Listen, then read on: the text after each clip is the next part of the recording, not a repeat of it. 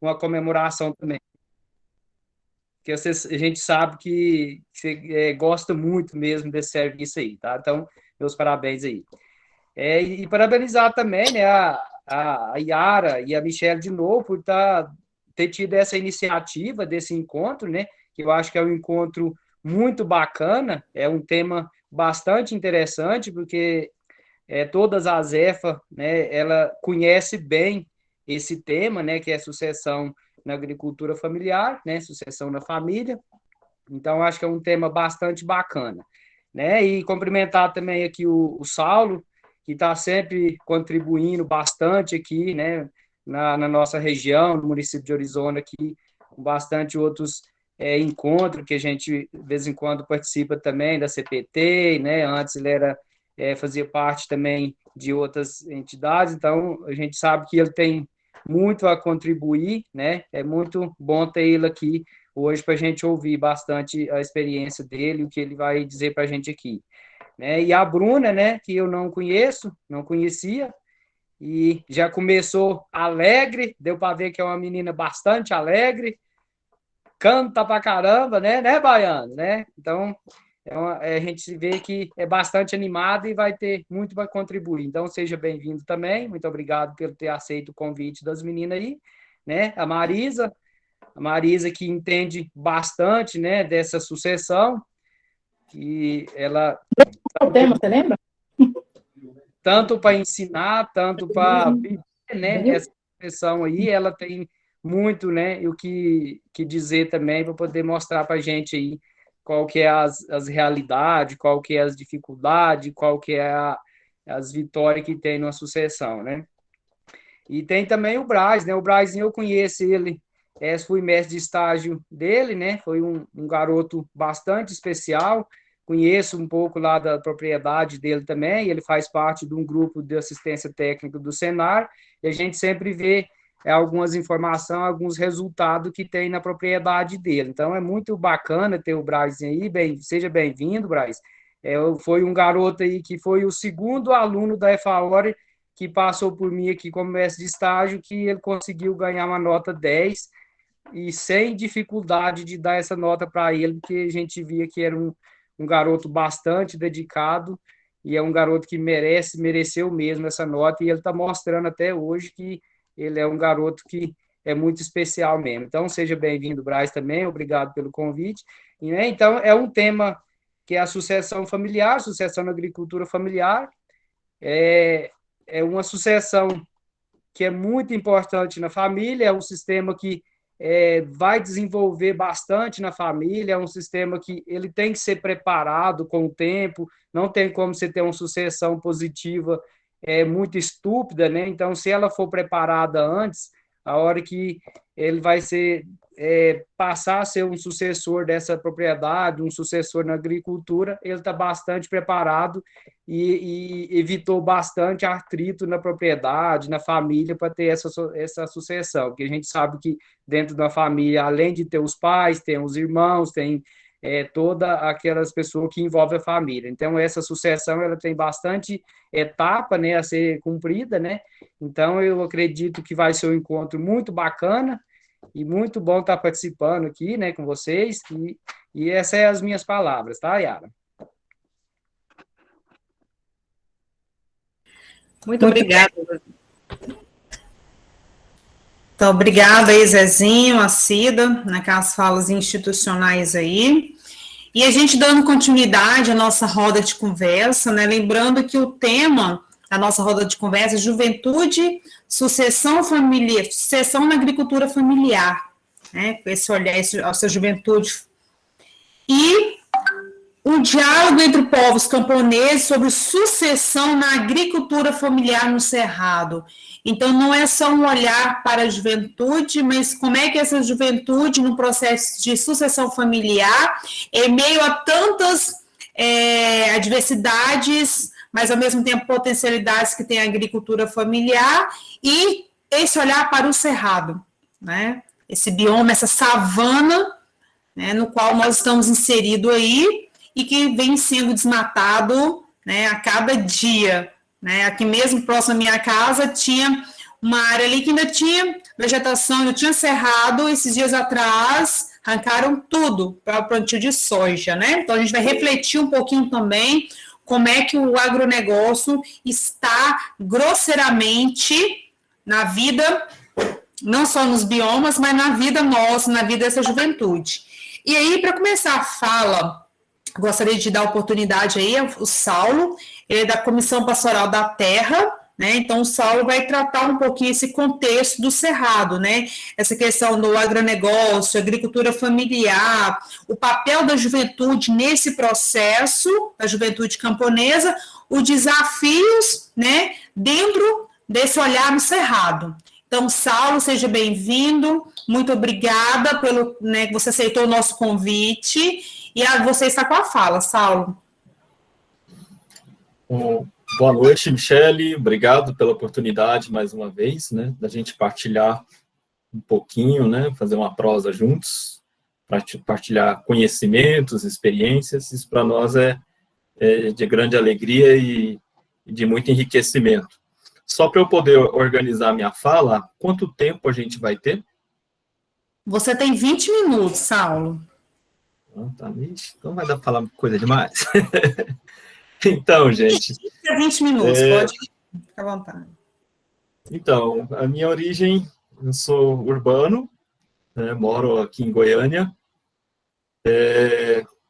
contribuí por alguns anos na assessoria do deputado Mauro Rubem, estive na Delegacia Federal do Desenvolvimento Agrário aqui em Goiás. A minha formação, eu sou graduado em filosofia, fiz uma especialização em políticas públicas, pesquisando a importância do PAA e do PRONAF aqui em Goiás, e depois a gente empolgou e fizemos um mestrado em agronegócio, discutindo os efeitos das políticas públicas voltadas para a agricultura familiar nas comunidades camponesas. E hoje a gente contribui, né, na coordenação da Comissão Pastoral da Terra Regional Goiás. Então, o tema é muito interessante, né? E para a gente falar de sucessão rural aqui na região centro-oeste, né, mais especificamente no estado de Goiás, é muito importante a gente avaliar esse território, né, que é predominantemente composto pelo bioma cerrado. Né, o cerrado que ele, à primeira vista, foi considerado um bioma sem valor, né, de árvores retorcidas, de galhos retorcidos, de pequeno e médio porte, e que não ofereciam madeira, nada que pudesse ter valor um tempo atrás. Né? No entanto, o cerrado é considerado o berço das águas, justamente porque é composto de uma vegetação de raízes profundas, e numa região de altitude um pouco mais elevada do que em várias regiões do país. Então, muitos chamam, assim, de forma mais popular, o cerrado como se fosse a caixa d'água aqui do continente, que é onde são abastecidos os grandes aquíferos, né, aqui no país. Né? Enfim, e por que isso acontece? Porque justamente com essas raízes profundas, que inclusive alguns pesquisadores dizem que o cerrado é uma floresta invertida, porque as raízes são maiores do que o tronco, né, e a copa das árvores, né, isso permite a penetração com maior facilidade da água, abastecendo assim os aquíferos, né, o lençol freático, e não é por acaso também que o cerrado é um dos biomas que abrigam grande parte das nascentes, inclusive bacias hidrográficas importantíssimas, como uma grande parte da bacia do Rio São Francisco, né, do Rio Tocantins, a bacia do Tocantins-Araguaia, e a bacia do Rio Paraná, né, que inclusive vai para o Pantanal. Né, e esse bioma, né, como que ele foi ocupado? Né? Primeiro, assim, eram as populações originárias, né, os povos indígenas. sobretudo a nação Goiáses, né, que foi exterminada quase que na sua totalidade pelos bandeirantes. Então, houve sempre uma preocupação da coroa portuguesa, quando o Brasil ainda era colônia de Portugal, né? Se discute hoje se o Brasil deixou de ser colônia, né? Mas naquela época era colônia de Portugal. Então, havia uma preocupação muito grande dos portugueses em ocupar o território para evitar invasões estrangeiras. Então, foi assim que surgiram as bandeiras, né? E aí uma das bandeiras mais famosas aqui no estado de Goiás foi do Anhanguera, né? E tem lá a história e tal. Enfim, ou seja, essa ocupação do homem branco europeu, né, da população que não indígena aqui na região, sempre foi na perspectiva de ocupar e garantir a soberania do território nacional conhecido como Brasil. Né? E isso aconteceu também já na nova república, né? Tivemos várias políticas públicas de ocupação, né? A Marcha para o Oeste, né? E tantas outras. Então, isso tornou a região do Cerrado, sobretudo aqui no estado de Goiás, né, uma população composta de poceiros, que foram trazidos aqui pelo governo, seja ele na época da coroa, seja ele na Primeira República, seja na Segunda República, agora atualmente. Mais recente foram as colônias agrícolas, né, que foram criadas aqui, e que deu, inclusive, foi o caldo, né, que, inclusive, formou as grandes comunidades, né, as agrovilas, né, e a mais famosa delas, de Trombas e Formoso, que culminou num grande conflito por terra, né, no qual José Porfírio liderou um grupo de mais de 5 mil famílias, de famílias camponesas contra os latifundiários, porque a rotina, né, era o seguinte: vinha primeiro os poceiros, né, se instalavam, depois vinham os latifundiários e grilavam as terras ou expulsavam essas famílias camponesas na bala. Né, então, a formação do campesinato aqui no estado de Goiás, ela vem dessa origem.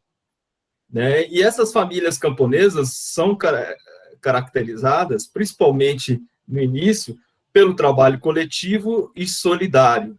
Não por questão só de solidariedade ou de bondade, mas também por uma questão econômica, né?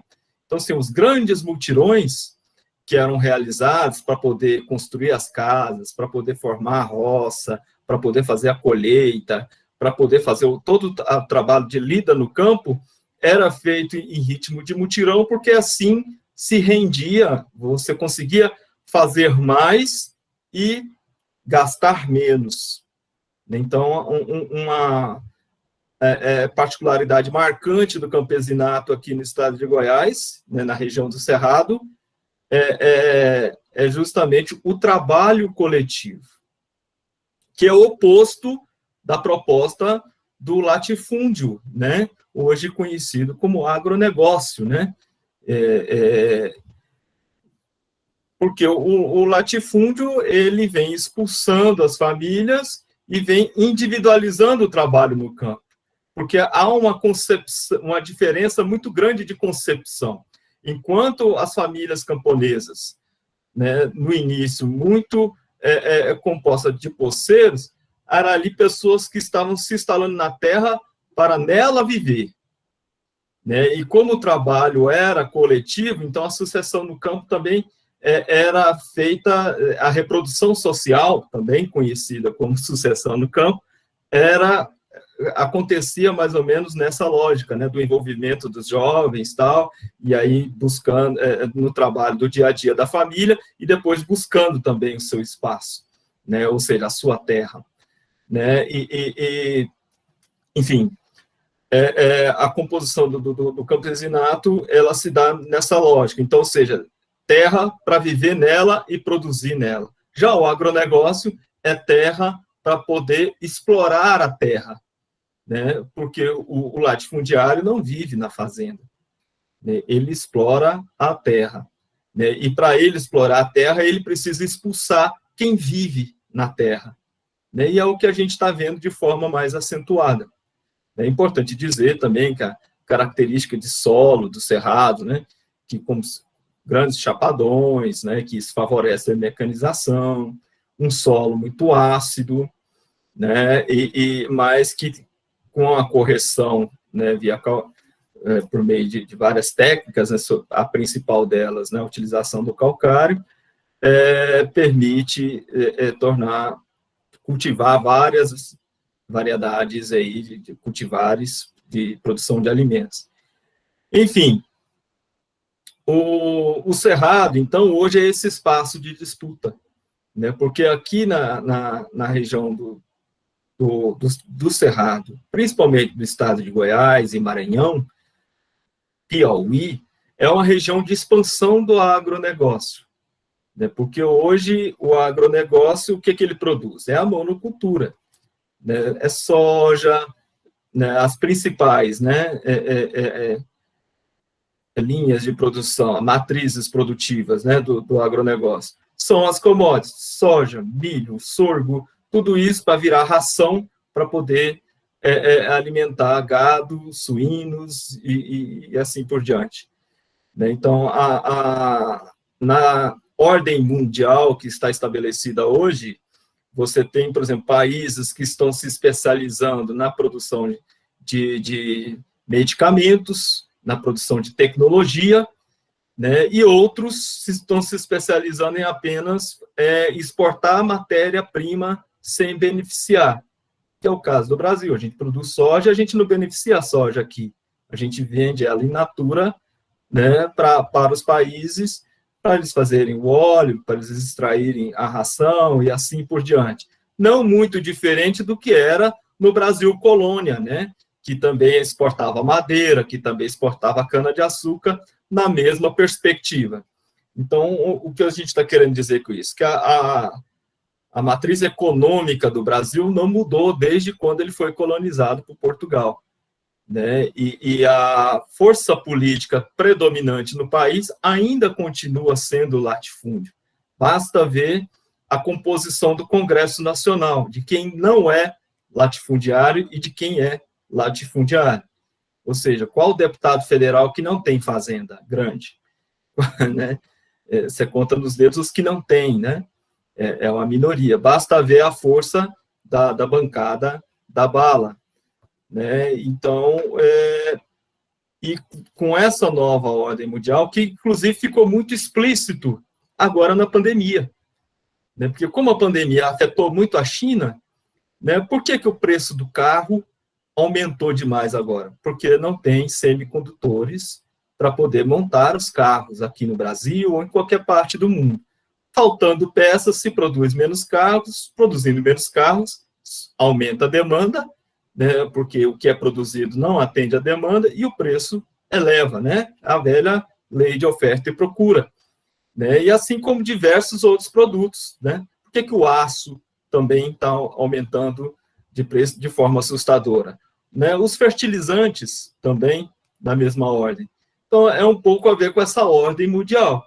Né, e o Brasil hoje está nesse papel, né, continua, né, nesse papel que, ao invés de produzir tecnologia, ele vai vender matéria-prima, né, sem beneficiar o produto. E depois ele compra de volta esse produto beneficiado, já manufaturado. Enfim,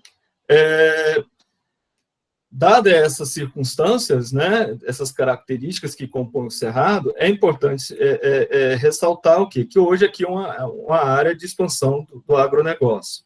Então, é o que a Michele disse. Áreas que antes eram tradicionalmente de agropecuária ou de cerrado nativo estão sendo derrubadas para poder dar espaço a culturas do agronegócio, ou para gado de confinamento, ou para grandes lavouras baseadas na monocultura.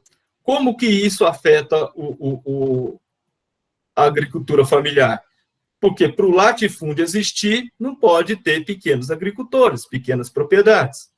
Né? Então, é preciso expulsar essas famílias ou tornar inviável a sua reprodução social e econômica na terra. Então, quando a gente observa as políticas públicas voltadas para a agricultura familiar, né, o ano que a gente conseguiu ter um melhor acesso no estado de Goiás do Pronaf foram da ordem de 35 mil contratos de Pronaf. No entanto, isso representa um pouco mais de 30% da quantidade de famílias que se enquadram na lei nacional, né, da Política Nacional de Agricultura Familiar, naquela 11.326, né, que é do ano de 2006, né, que é a lei que institui a política da agricultura familiar. Né, mas por que isso acontece? Porque o agricultor familiar não quer acessar o crédito para poder investir na produção? Não é bem assim, porque quando você olha os pré-requisitos, né, por exemplo, o que é exigido de um latifundiário para poder contratar milhões em crédito para poder financiar a derrubada de grandes áreas, para poder fazer a correção do solo, para poder fazer o plantio da soja, né? É exigido dele apenas ou o documento da terra ou um projeto de produção com arrendo, com contrato de arrendo. E aí o dinheiro é liberado. Para o agricultor familiar, primeiro ele tem que provar que é agricultor familiar.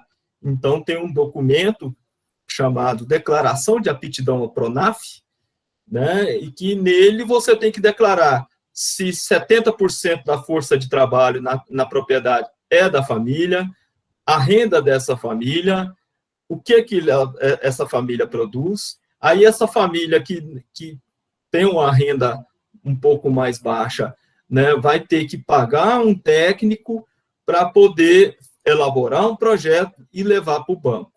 E aí o gerente do banco ele vai avaliar. Mesmo que o projeto seja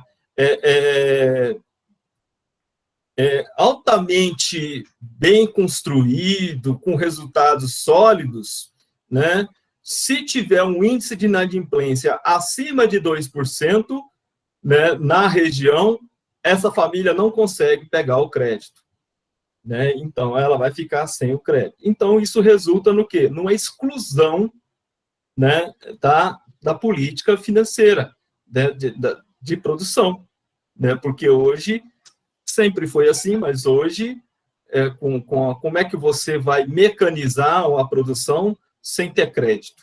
Como é que você vai aplicar a tecnologia na produção da agricultura familiar sem ter crédito? Mesmo numa perspectiva agroecológica, que tem gente que acha que a agroecologia não é tecnologia, mas e precisa de crédito também para poder investir nesse processo de produção, né? Então, ou seja, vão limitando, né, o crédito para poder dificultar a reprodução dessas famílias em sua terra. Fica tornando mais difícil a produção, se torna mais difícil a produção, reduz a renda, reduzindo a renda, né, acontece o que já está acontecendo em muitas comunidades, que aí os jovens vão estudar na cidade e aí dificilmente conseguem retornar para poder trabalhar no campo, porque não consegue ter perspectiva de futuro na terra da forma como está concebidas as políticas públicas. Quando você pega o PAA, que é uma política importantíssima, né, que é o Programa de Aquisição de Alimentos, que é gerenciado pela CONAB, né, aqui no estado de Goiás também muito baixo o acesso dele, né, mas olha só, você tem um teto, né, assim como a DAP também tem um teto, eu esqueci de dizer a vocês, né, se eu não me engano, hoje o teto da DAP está na casa dos R$409 mil, eu não sei se aumentou, né, faz um tempo que eu não dou uma observada nisso, mas, ou seja, somando o que você pega de crédito, o que você comercializa, não pode ultrapassar R$409 mil ano.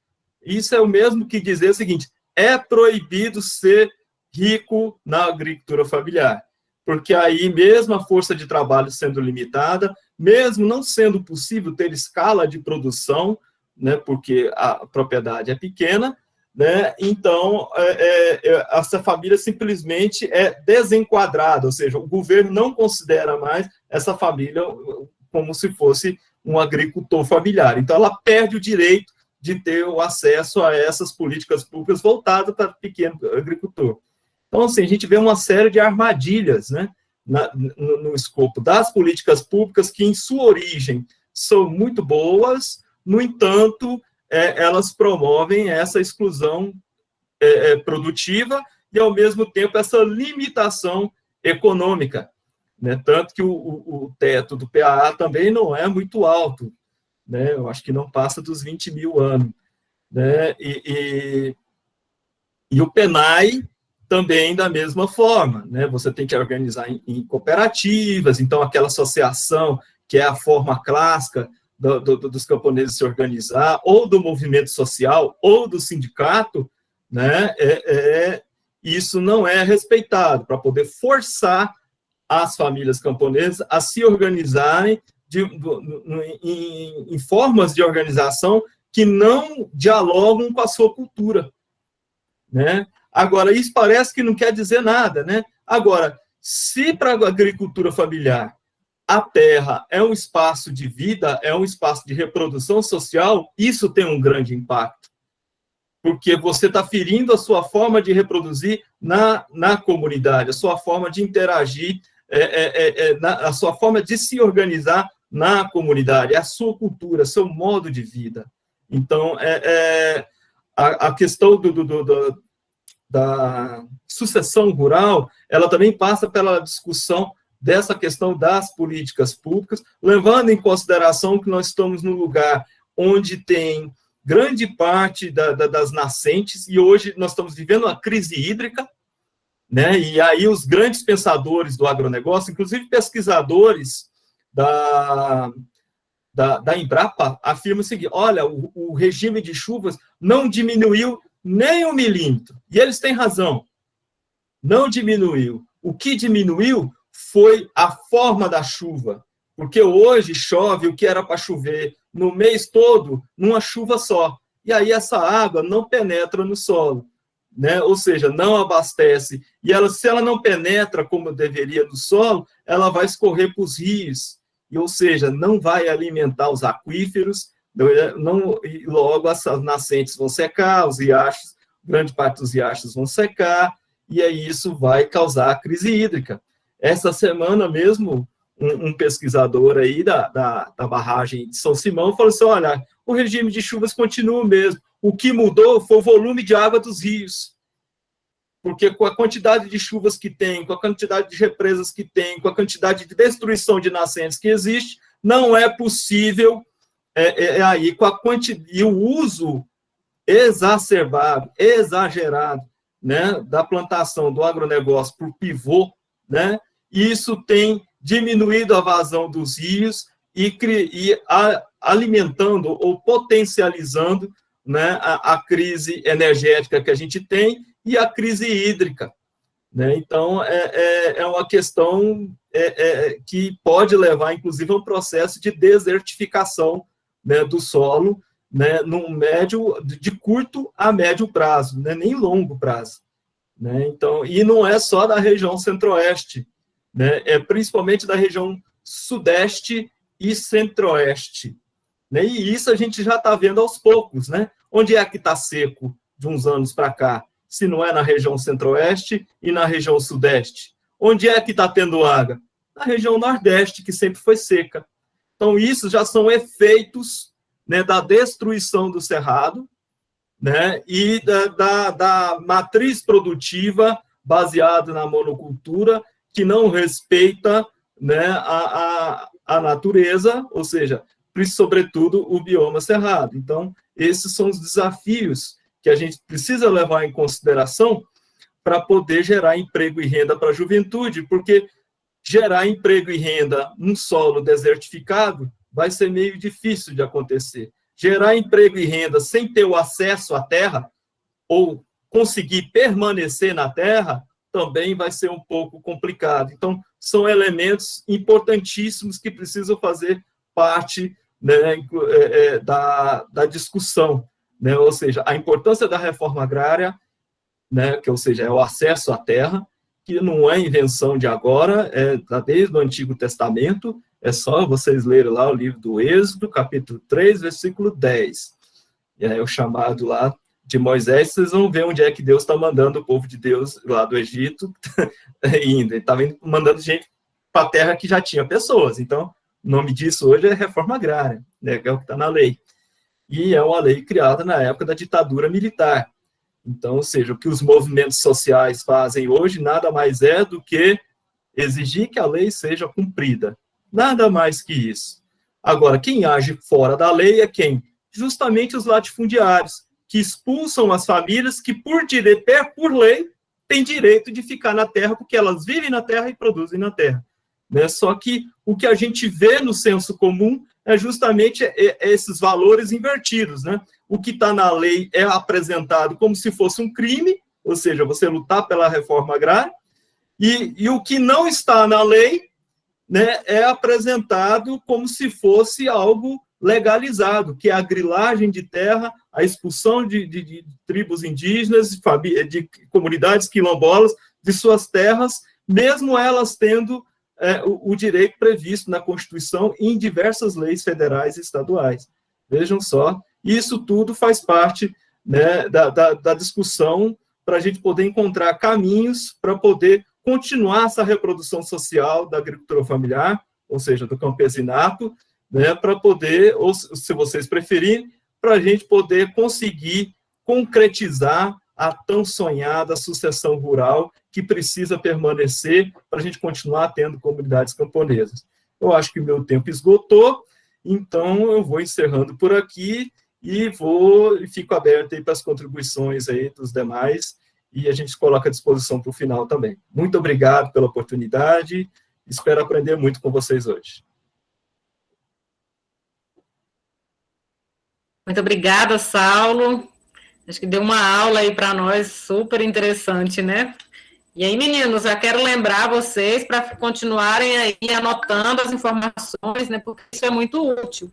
Lembrar que essa atividade ela é vinculada a um plano de estudo, então é uma atividade de aprofundamento ao estudo que nós iniciamos lá, com a pesquisa que nós fizemos no plano de estudo. E, Saulo, mais uma vez, obrigada, porque você traz essa contextualização, né, da questão do cerrado.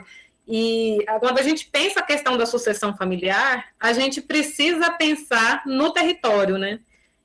Em que território é esse que eu estou inserido? Quais as questões que estão colocadas nesse território? Quais as contradições, mas também quais as potencialidades que esse território nos oferece? Acho que você provocou bem nesse sentido. E acho que agora a próxima fala, ela já vem assim, né, para a gente pensar um pouco mais nesse negócio aí, do que é a sucessão familiar. Yara, Então, antes de passar para a Bruna, desculpa aí, quando o Saulo trouxe essa, né, questão do cerrado aí, ontem mais o César participamos de uma oficina sobre mudanças climáticas e o tema ontem foi política e clima, né, porque nós sabemos que tem, dentro da política de Estado, ou seja, que está na Constituição brasileira, né, tem todo esse texto, estudo da sustentabilidade, mudanças climáticas, né, só que tem políticas de governo que não executam essas políticas, né, aí a política de governo já vem quem está no poder, no comando, né, durante aqueles 4 anos, né, e muitas das vezes não se faz cumprir o que está decidido e o que está na Constituição. E essa questão do clima é totalmente, assim, diversos mesmo, e hoje quem está aí, quem mora na zona rural está aí, tem sofrido a cada dia mais, né, com o desmatamento do cerrado, o avanço da monocultura de grãos, né, que aí vem a soja, vem o milho, né, para exportação. Então, assim, é muito grotesco tudo isso. Isso tem contribuído para toda essa situação que a gente fala assim, então, encaminha-se a uma desertificação, não sabemos, né, mas está, né, meio um caminho andado aí. E olha para vocês verem, esses dias, foi semana passada, choveu em Brasília, né, choveu aqui em Brasília 2 dias, nós estamos pertinho aqui e não choveu aqui. Então, isso essa questão, quando a gente fala da questão do cerrado, do berço, o cerrado é o berço das águas, né, a Maria da Luz, ela até colocou ali que a exploração dos recursos naturais provoca o desequilíbrio, curso natural da natureza, né, então eu só queria fazer essa fala aí. Então, obrigada, Michele. E aí, nesse sentido, o Saulo apontou 3 desafios, assim, que eu consegui anotar, queria frisar, para a gente olhar para a fala da Bruna, que vai começar agora, observando esses desafios que o Saulo trouxe aqui para o nosso território, né? Ele colocou o desafio da questão das políticas públicas, né, para a sucessão familiar, a questão do acesso à terra, a reforma agrária, mas a gente pode entender nesse contexto como é que é o nosso acesso à terra aqui no nosso território, e a questão da organização social. E aí, então, de imediato, passo a palavra para a Bruna, dizer que a Bruna se apresentou no começo, mas eu queria pedir para ela se apresentar de novo aqui, porque entrou outras pessoas. A Bruna, que vem lá do Rio Grande do Sul, lá da Escola Família Agrícola de Santa Cruz do Sul, da Associação Gaúcha das Escolas, Pró-Escolas Famílias Agrícolas, lá do Sul. Então, Bruna, seja muito bem-vinda à nossa casa. É uma pena que esse momento não seja presencial, mas seja muito bem-vinda. E, por favor, a palavra está contigo. Muito boa noite a todo mundo que eu ainda não tinha cumprimentado. Um prazer muito grande estar aqui conversando com você. Já cantei uma música logo no começo. O meu nome é Bruna, eu sou aqui do Rio Grande do Sul, sou do município de Venâncio Aires, mas agora eu estou no município de Santa Cruz do Sul. Para quem não conhece, seria bem no centro do estado, assim, né? Quando vai olhar o mapa do Rio Grande do Sul, lá na pontinha do Brasil, é bem no centro do estado. E aqui no Rio Grande do Sul, a gente tem hoje em dia 4 escolas famílias agrícolas, e eu estudei, sou egressa e sou monitora da primeira escola família agrícola daqui do Rio Grande do Sul, que é a Escola Família Agrícola de Santa Cruz do Sul, que é representada, então, por uma associação local, que é a AGEFA, né, que eu também estou representando nessa fala. E achei muito interessante, assim, o que o Saulo falou. Eu acho que a gente não se combinou, mas eu tinha pensado de falar uma coisa assim, dentro de uma metodologia, né, de um pensamento muito parecido, porque o Saulo traz uma grande construção, né, uma grande construção que vem sendo feita com o campo brasileiro, né, que é muito séria, que é quase uma construção de retirar as pessoas do campo, né, de retirar agricultores familiares do campo. Eu, no meu bacharel em agroecologia, que eu, né, depois de me formar na escola, né, fui querer continuar estudando, e então continuei estudando no bacharel em agroecologia, que é um bacharel que é formado também pela AGEFA, né, que é a mantenedora da escola, com a Universidade Estadual do Rio Grande do Sul, e através desse bacharel eu pude estudar um pouco mais sobre o cerrado também, né, a gente entender ele como quase uma floresta invertida, né, como nos grandes formadores, né, e articuladores da água, né, em todos os outros biomas, né. E aqui a gente tem o bioma Mata Atlântica, que é o lugar onde a gente mora, né, que também vem sendo muito degradado, né, é o bioma mais degradado do Brasil, né, ele resta só, a gente fala de remanescentes, né, porque é um remanescente do que sobrou, né, de todo o bioma da Mata Atlântica, que é perto de 14% do que ainda existe, do que era a área original, né. E dentro dessa construção, então, do que o Saulo estava fazendo, né, de uma construção quase de retiradas do campo, eu fui anotando, fui pesquisando, assim, acho que hoje a gente ainda falava disso lá na Escola Família Agrícola, onde eu estava hoje de tarde, de vários dados que a gente tem, né, do censo, né, do IBGE de 2017, em que a gente estudava, né, e pensava sobre esses dados, de que daqui a alguns anos, 1/3 das propriedades familiares vão estar sem sucessão rural, né. Aqui no Rio Grande do Sul, alguns monitores da escola fizeram uma pesquisa de que nos últimos anos se fechou uma escola do campo a cada 2 horas e 40 minutos. Foram mais de 30 mil escolas do campo fechadas. Quando eu vou para minha casa, lá em Venâncio Aires, lá em Linha Andrés, eu passo por umas 5 escolas do campo que foram fechadas, sabe? Isso num raio de... eu ando 50 quilômetros para ir para minha casa, né? Daqui onde eu tô até onde é a casa da minha família e tudo, né? E a gente passa por muitas escolas do campo fechadas. Ao mesmo tempo, pensando sobre agricultura familiar, né?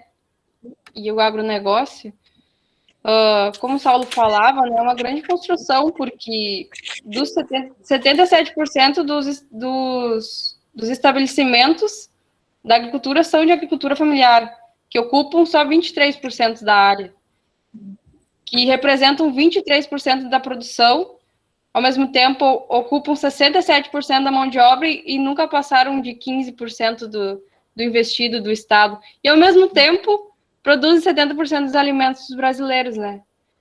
E pensando nesses dados, assim, como é interessante pensar que, de fato, não existem políticas públicas para que as pessoas consigam, então, realizar uma sucessão rural. Eu acho que essa contextualização que o Saulo fez foi muito importante, porque antes da gente pensar a sucessão familiar, a sucessão rural como uma opção, como uma escolha da própria pessoa, né? Os jovens não querem mais ficar no campo. Mas será que existem condições para eles ficarem lá, né? Hoje, na Escola Família Agrícola aqui de Santa Cruz do Sul, a gente tem, com essa última turma que entrou, a gente tem 400 jovens que estão entre egressos e pessoas em formação. E a gente vem adotando, assim, com o passar do tempo, que a questão da sucessão rural, né, a gente sempre falava de fixar os jovens do campo, a gente precisa fixar os jovens do campo.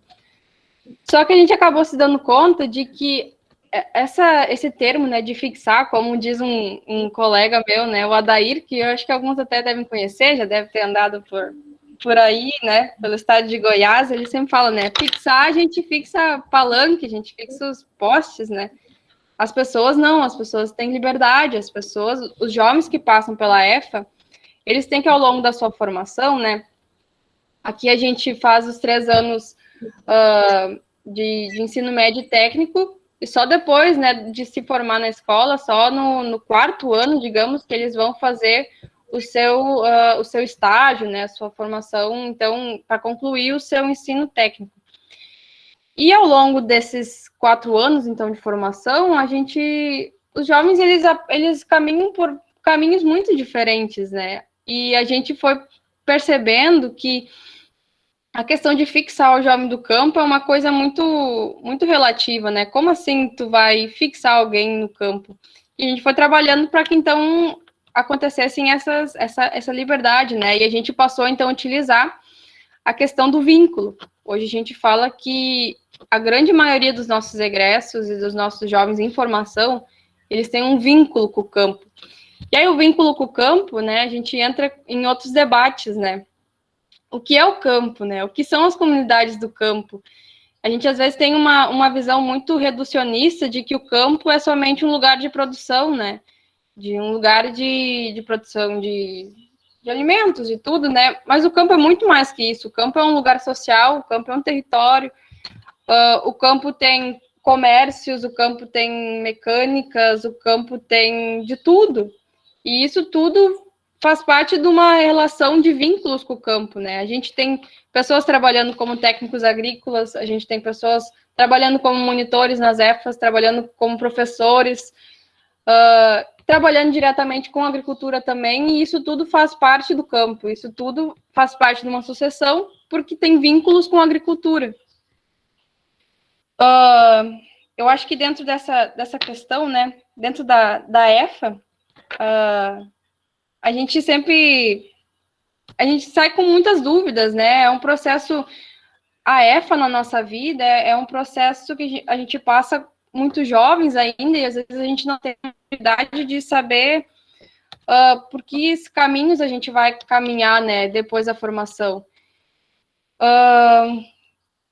Mas a gente sai da EFA sempre com uma certeza, assim, a gente tirou isso como uma lição aqui da EFA da EFA de Santa Cruz do Sul, de que os jovens saem com orgulho de serem filhos e filhas de agricultores, eles saem orgulhosos daquilo que eles fazem no dia a dia, e isso já é uma grande construção, né, quando a gente tem orgulho de fazer aquilo que a gente faz no dia a dia,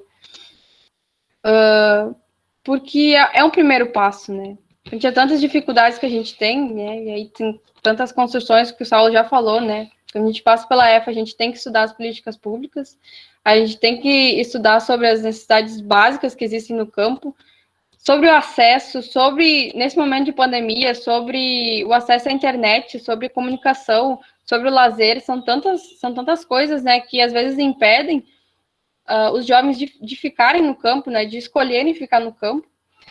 Mas a gente, né, ao longo da formação, a gente foi percebendo, né, que o jovem tem que sair com orgulho do que ele faz, porque esse é um dos primeiros caminhos, é ele continuar lutando para que o campo tenha vida, para que o campo tenha suas políticas públicas, né. Eu acho que depois da formação, é sempre um grande desafio também a gente conseguir fazer com que esses jovens façam essa escolha de vida, né, porque como eu já estava falando, a formação na EFASC para as pessoas, elas têm as mesmas aulas, todo mundo tem aula com os mesmos professores e tudo, mas os caminhos por onde ela vai escolher caminhar são diferentes, né? E como a gente pode fazer com que mais jovens escolham esse caminho de estar trabalhando na agricultura, de estar lutando pela agroecologia, pela agricultura familiar.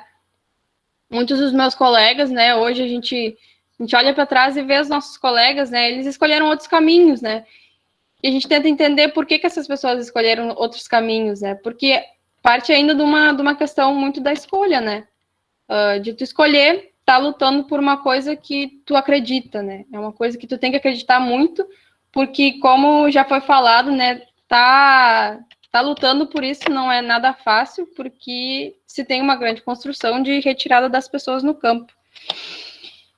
E frente a esse orgulho, né, que a gente tem que ter do campo, eu acho que a EFA, ela consegue trazer tem uma chave muito grande, né, uma virada de chave muito grande, porque ela justamente trabalha com várias formas de conhecimento, né, como acontece em todas as EFAs, como um dilema, né, das EFAs, que nos ensinou Paulo Freire, de que não existem saberes maiores e menores, né, existem saberes diferentes.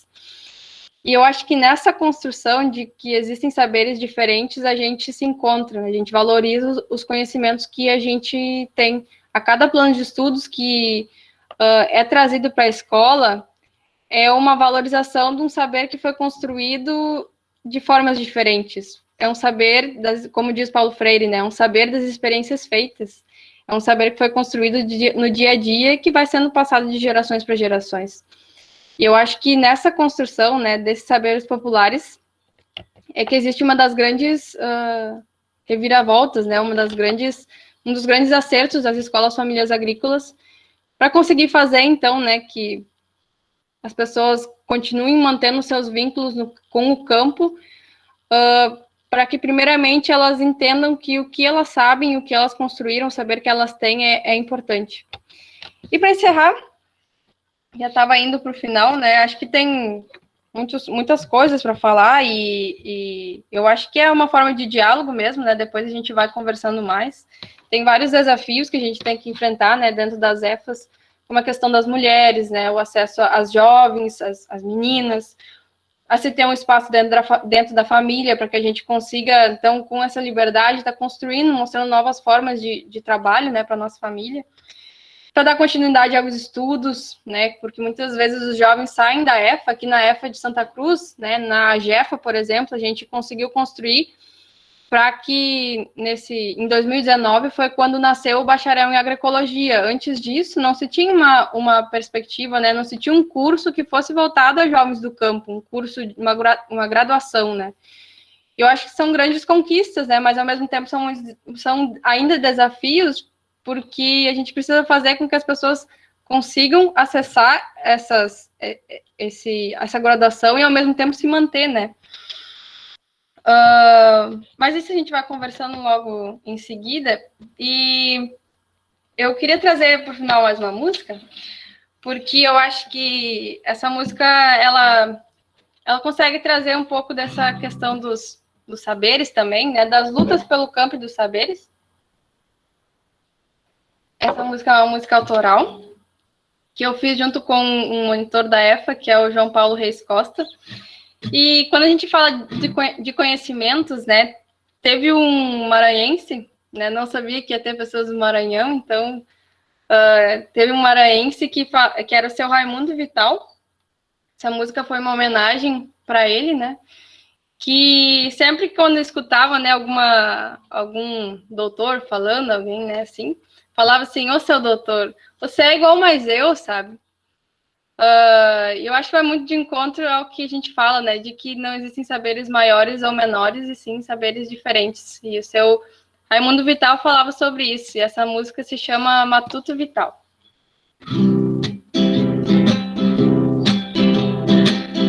Trago no peito as marcas dessas antigas paixões do povo que vem de luta desafiando o poder, caboclos inquietos formando ricos cordões, orientados sempre pelo ancestral saber. Coronel,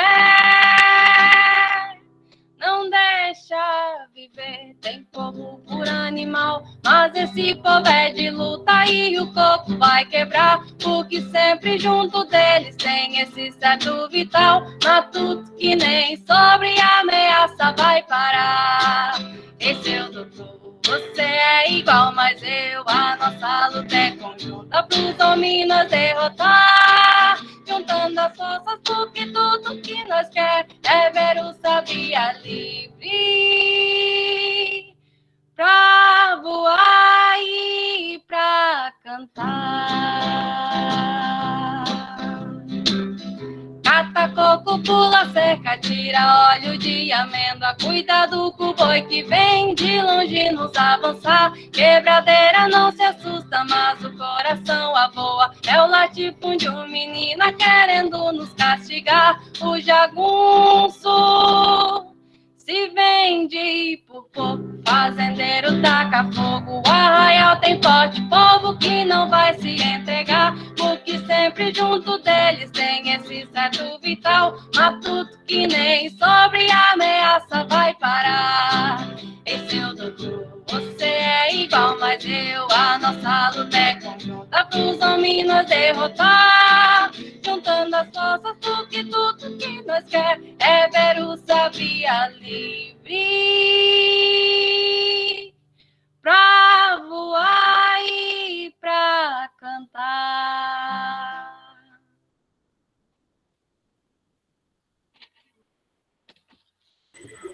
Muito obrigado, Bruna, gratidão, gratidão, que fala boa, né, gente? As coisas vão se completando, né? O Saulo trouxe essa contextualização, a Bruna traz tantas provocações para nós, né? Como que a gente pensa essa sucessão familiar, né? Como é que a gente pensa esse lugar do jovem no campo? E ela trouxe essa questão do vínculo, muito, muito interessante. Gratidão, Bruna. Michele, por favor, chama o próximo. E, não, assim, a fala da Bruna, né, casou com a do Saulo, e, assim, esse despertar, né, é um despertar, esse olhar, né, começar a olhar, assim, mas não só olhar, mas a ação também, né, então, muito importante mesmo, parabéns. E dando continuidade, agora quem está com a oportunidade é a Marisa Faleiro. Marisa, fique à vontade. Tem 15, agora nós reduzimos o tempo 15 minutos, senão não dá para todo mundo falar. Mas, Marisa, sua vez, tá? Obrigada, viu? Beleza, Michele, obrigada. Vou até pôr no cronômetro aqui para não ultrapassar. Meu nome é Marisa, eu sou, antes de mais nada, filha da agricultura familiar. Meus pais são agricultores familiares. Desde que eu me entendo por gente, eu tenho esse vínculo, como a Bruna dizia, e um vínculo muito forte. Na verdade, vou me corrigir, eu considero que o meu vínculo, eu descobri ele e eu entendi que esse amor pelo campo, esse amor pela terra era forte, graças a Efaori. E quando ela disse assim, que de lá os alunos saem, né, os estudantes saem entendendo esse vínculo e querendo voltar e amando, né, que os pais sejam agricultores, eu tenho essa mesma experiência. Então, eu não sei se os meninos que estão passando pela EFA agora vão conseguir ter a distância, né, nesse ensino, a distância, essa mesma percepção, e eu espero de verdade que sim, porque para mim, esse é o ponto principal da EFA na minha vida. Eu passei pela EFA no ano de 2007, entrei lá em 2007, saí em 2009. Antes disso, eu era a criança que saía de casa às 4 horas da manhã, andava quilômetros para pegar uma van, né, uma Kombi, para chegar na cidade, ter uma aula e ter que estar com o mesmo pique, né, de uma criança que acordou, andou 10 minutos, chegou na escola, primeiro ponto. A gente, às vezes, já chegava com a roupa suja, então já sofria uma certa exclusão dos outros, né, e longe de mim me fazer de vítima, porque isso nunca foi do meu feitio. É só mesmo para retratar que o tipo de escola que até então eu conhecia não era uma escola que me valorizava, que me fazia amar as minhas raízes. Na verdade, me fazia sentir vergonha. Acho que essa é a palavra. Nossa, por que eu tenho que chegar com o pé sujo e os outros estão tudo aí com tênis branquinho, né? Então, eu só tive esse entendimento a partir do momento que eu entrei na FAORE. E foram através dos planos de estudo, e é por isso que eu acho esse instrumento tão importante, esse instrumento da pedagogia, foi através deles que eu entendi o quanto é rico e o quanto eu sou rica hoje de ter tudo que eu tenho, de vir de onde eu vim. Então, esses 3 anos na EFA me fizeram entender, amar o campo acima de tudo, e saber que se eu não ficasse lá de imediato, era para lá que eu queria voltar. Então, eu sempre dizia isso. E aí, quando eu me formei na EFA em 2009, foi uma batalha, né? Porque eu queria parar de estudar e trabalhar de técnica em agropecuária mesmo, atendendo fazenda e batendo porteira, e era isso que eu queria fazer. Minha mãe, não, minha filha, não existe isso, mulher, isso é muito sofrido para mulher, acho que eu vou abrir a câmera aqui, porque ficar só falando é ruim, né? Então, minha mãe sempre nessa, não, você tem que fazer faculdade, e acabou que eu ganhei uma bolsa para zootecnia na PUC, em Goiânia, fui bolsista do ProUni, então fui para Goiânia, morei lá, estudei, me formei, e retornei depois, em 2015, para ser monitora na FAORE. Fui monitora nessa escola e quero registrar minha gratidão pela experiência. Foi uma experiência assim que acho que eu não consigo nem descrever o quanto foi enriquecedor para mim. Então, eu trabalhei na escola por 5 anos, né, nesse negócio aí de contrato que vem, contrato que vai, não renova contrato, consegui me renovar por 5 anos. E fiquei lá esse tempo. Quando eu saí, eu ia arrumar um outro serviço fora, e meus pais, não, o que você acha de você vir trabalhar com a gente? Eu já assustei, depois eu volto na parte do porquê do susto. Mas assustei de primeiro momento, né, parece que, não sei, meio com medo, se ia dar certo, se não ia, fui. Então eu fiquei na fazenda por 1 ano, achei que estava rodando tudo bem, que já não precisavam tanto de mim. Tive uma proposta de trabalho fora, aqui na cidade, no laticínio da cidade, e vim trabalhar no laticínio. Quando eu comecei a trabalhar, eu vi que não era isso, porque os meus pais são produtores de leite, a nossa principal renda é essa. E eu sempre tive do lado de cá. Quando eu passei para o lado de lá, que na minha percepção sempre foi o lado que massacra, eu não achei muito interessante, então não me cativou. Por esse motivo, eu fiquei lá só 6 meses e já saí. E aí perguntei, eu tô a fim de sair do meu serviço, vocês me querem de volta? Então, toparam, e desde então eu estou na fazenda de novo. Então, hoje, eu considero que eu estou na fazenda. Meu papel na fazenda hoje, eu considero que eu sou importante na fazenda, sim. A minha parte é na parte de gestão, então a gestão financeira, a gestão zootécnica é toda comigo. A parte de reprodução, inseminação sou eu. Manejo de ordenha e controle de qualidade sou eu. também fica por minha conta. Claro que nada disso eu faço sozinha, mas meu pai ainda brinca que hoje essa parte ele já não se preocupa em o que ter que fazer, ele só faz o que eu já deixo pré-determinado. Ainda brinca que agora é a gente que manda nele. Mas o porquê que eu falo no meu pai e pontuo isso para vocês? Quando a Bruna disse assim que a questão das jovens, né, a questão da mulher no campo, eu considero, a Michelle falou assim para mim, Marisa, eu queria que você falasse um pouco da sua experiência, da passagem pela EFA, e às vezes até eu falei um pouco turbulento, assim, mas é porque eu achei que precisava fazer uma linha do tempo para depois vocês entenderem. Para você falar um pouco também da realidade de você enquanto mulher, né? E aí eu fiquei meio dividida no que sentir em relação a isso. Por um lado, eu fiquei muito feliz de ter esse espaço e de hoje a gente estar podendo ter esses debates, né? Do empoderamento da mulher, de como que a mulher hoje é vista nos diferentes ambientes em que ela frequenta, e que frequenta muito bem, por sinal. Mas, por outro lado, me entristece ainda a gente ter que discutir sobre isso, né? Acho que já estamos no século XXI, isso já deveria ser normal. Não deveria ter um momento que a gente falasse dos desafios que a mulher ainda enfrenta. E no campo, isso é forte, né? A gente não pode ser hipócrita de falar, não, é igualzinho, vai na fé que vai dar tudo certo.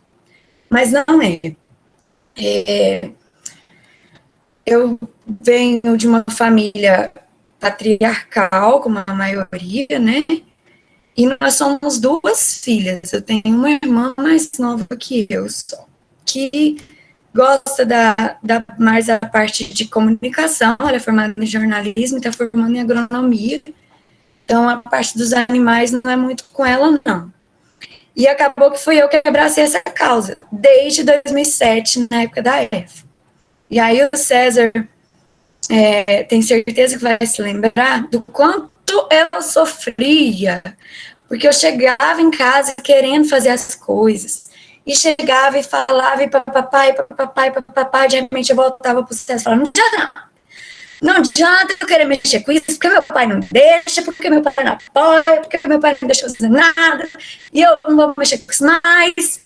Então, foram muitos altos e baixos ao longo dos meus 3 anos de EFA. Altos de, nossa, eu vou conseguir mudar a cabeça do meu pai. E baixos de, não adianta, eu posso mesmo ir para a cidade. Então, quando foi colocado que o jovem, às vezes, ele já não tem, né, um incentivo, né, um querer de ficar no campo, a mulher, eu acho que ainda tem esse obstáculo, né, de o pai e a mãe até aceitar que ela assuma atividade. Porque também não é uma tarefa muito fácil, né? O assumir a atividade, a sucessão não é fácil. Chegar aqui e falar, nossa, gente, vamos suceder, é bom demais, fácil. Vocês precisam ver que beleza, vem todo mundo que a água está quentinha. Não é assim, é difícil. A sucessão, ela como foi falado, ela é pontual, né? Ela é parcial, ela vai acontecendo devagar. E eu considero que hoje, nesse ano, nessa minha volta, é que eu estou conseguindo devagar e tomando meu espaço na propriedade. Eu comecei isso em 2007. De 2007 para cá foram 14 anos. Então, foram 14 longos anos para chegar onde eu estou hoje. Hoje eu considero que sim, eu sou mulher do campo, sou técnica em agropecuária, sou produtora de leite. Minha mãe fica rindo quando eu falo que eu sou mas eu sou produtora de leite, sou zootecnista. Não tem loja, porque às vezes eu vou num lugar e falo, mas até as lojas de agropecuária me trata diferente, porque eu sou mulher. Não tem disso. Loja de agropecuária que eu chego, o cara me atende, porque se não atender, eu bato no balcão mesmo. Então, eu acho que vai muito disso também, essa questão da mulher. A gente precisa primeiro entender que a gente é capaz sim, e capaz muito mais que muito homem por aí, porque eu vou falar um negócio para vocês. Não sei se a Camila tá aí ouvindo a gente. Camila, acho que é do 2º ano. A gente recebeu a Camila, a gente recebeu ela como estagiária agora, já deve ter um mês. E o meu pai ficou encantado com a Camila. Como ele não ficou com vários rapazes que passaram lá ao longo de todos esses anos que a gente recebeu estagiário. A nossa fazenda recebe estagiários da EFA já, para quem não é daqui, né? Então, agora que a gente vai dar uma parada de receber, mas a gente recebeu por muitos anos. E olha que meu pai elogiar uma pessoa é muito difícil. E a Camila foi uma que ele falou, quando a Camila quiser voltar, as portas da fazenda estão abertas para ela. Então, muitos rapazes ele renega, fala, misericórdia, se for para voltar aqui. Então, o que é o diferencial? É a pessoa entender que é capaz, se colocar como sendo capaz, né? E bola para frente. Vai ter não, vai ter muitas dificuldades mesmo, ainda tem muitos atritos, não vai dizer que hoje a nossa relação é as mil maravilhas, porque eu ainda enfrento, e acho que a gente tem que, inclusive, aprender a contornar, né? A gente brinca que a água, ela não tenta brigar com a pedra, ela contorna. Então, a minha forma de contornar, às vezes, se eu acho que uma coisa tem que ser feita e meu pai, às vezes, não me ouve, falar para o Luiz Fernando, que é o veterinário. Luiz Fernando, fala assim pro meu pai, para ver se vai dar certo. Ele fala, ele faz. Então, às vezes, não ficar batendo de frente também, porque não vai adiantar. Para usar a sabedoria, né, a gente ainda está aprendendo muito. Não sei nem como está o meu tempo, Michele, me sinaliza aí. Mas eu acho que é um pouco disso. Eu queria deixar claro que a sucessão não é fácil, mas que ela é possível. E é tão possível que a gente pode, inclusive, crescer. Quando a gente fala em sucessão, dá a impressão que, quando falava para mim, né, nossa, sucessão, sucessão, sucessão, me dava a impressão que eu tinha que continuar a mesma coisinha. E não é, você abraçar a fazenda, né,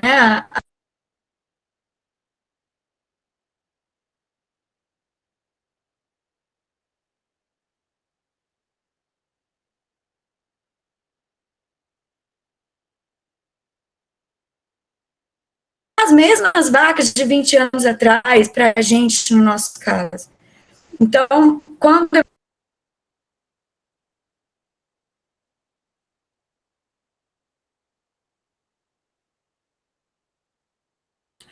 Microfone, Marisa, tá travado. especial para vocês.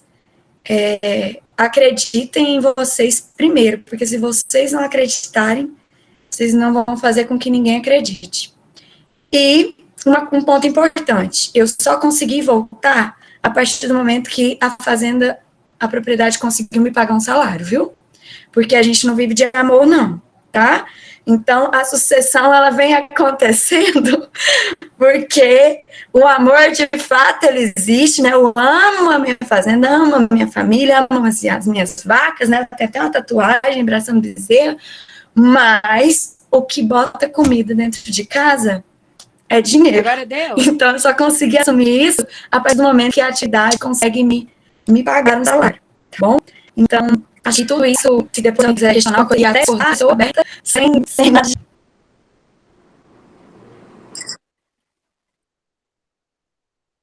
Fui no tempo, Michele, 14 minutos e 50 segundos.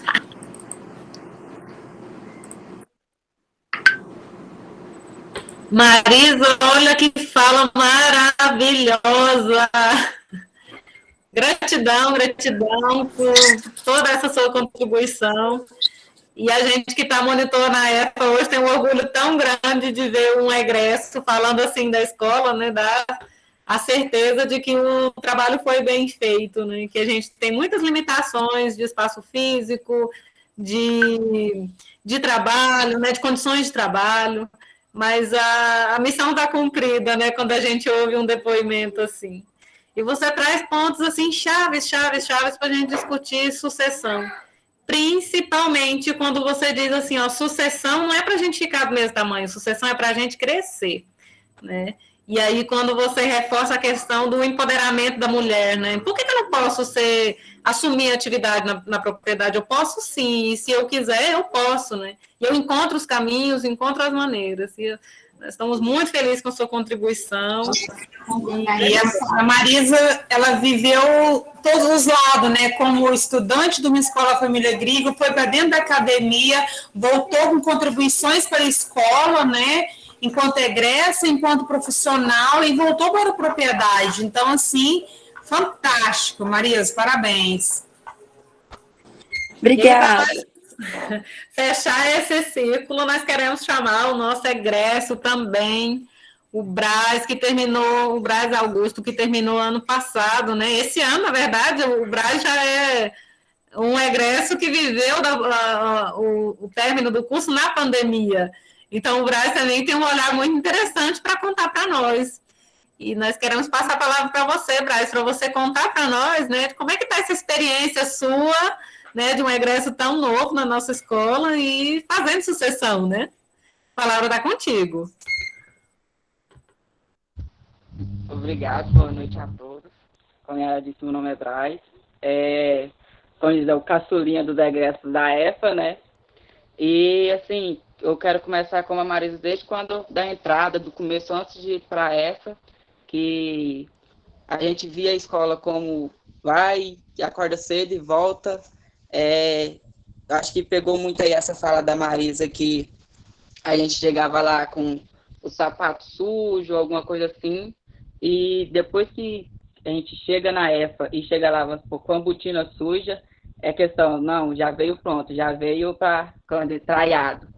Daí eu quero fazer essa fala da Marisa, que eu acho que para um estudante de EFA fica muito marcado. E, assim, falar desde o começo a questão de mudança como pessoa e o que a EFA fez na minha vida profissional e aqui na propriedade. Acho que na minha entrada na EFA abriu inúmeras portas.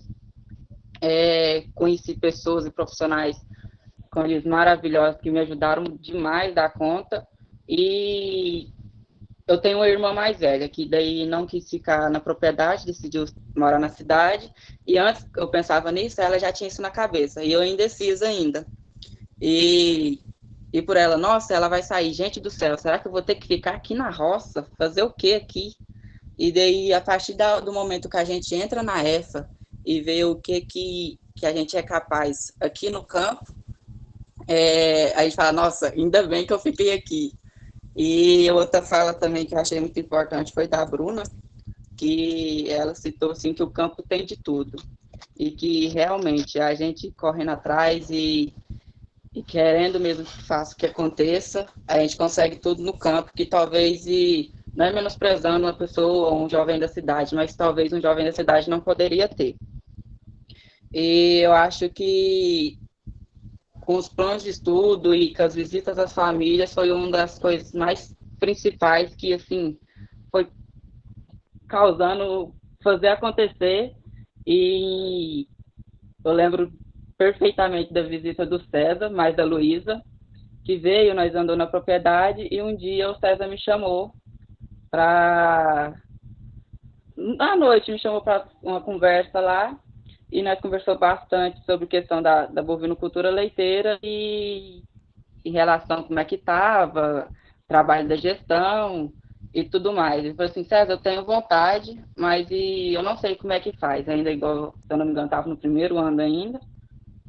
Deus César pegou e me indicou um livro, que é O Sítio Esperança, que eu acho que daí para frente tudo começou a andar. E daí recebemos outras visitas da Marisa e do Fernando também, que acho que foi 2 visitas assim, que conversou bastante, falou, e a Marisa parece que abriu a cabeça, deu uma freada no que a gente estava pensando e começou a encaminhar. E aí sim foi nos planos de estudo e nos estágios também, que todos os 3 estágios para mim foi de grande importância. Tenho as propriedades dele como referência de todos os meus mestres de estágio, um exemplo mesmo, e de todo o aprendizado que lá eu conheci, dissemino na minha propriedade. Como diz, depois que a gente passa pela formação da EFA, a gente acha que agora eu sou um técnico, vai ser 1000 maravilhas e tudo mais. Quando somente estamos aqui na sucessão familiar, no trabalho rente a rente aqui, a gente ouve muito não ainda. E eu lembro muito bem no meu estágio, na Marisa, lembro muito bem um dia que eu estava assim, Marisa, mas eu falo isso e não dá certo, faço aquilo outro não dá certo. A Marisa, calma, Brasil, tem 10 anos que eu estou tentando fazer isso e agora que eu consegui. Daí, e de certa forma, tranquiliza bastante a gente. E assim, ela citou que vem aos poucos, mas se a gente persistir, realmente consegue. E graças ao meu segundo estágio, graças à entrada na FAOL, e conheci o trabalho do Luiz Fernando, a gestão. Então, aí, ele vem aí, é o técnico responsável pela gestão do trabalho de gestão da atividade da bovinocultura leiteira. E parece que está no outro patamar.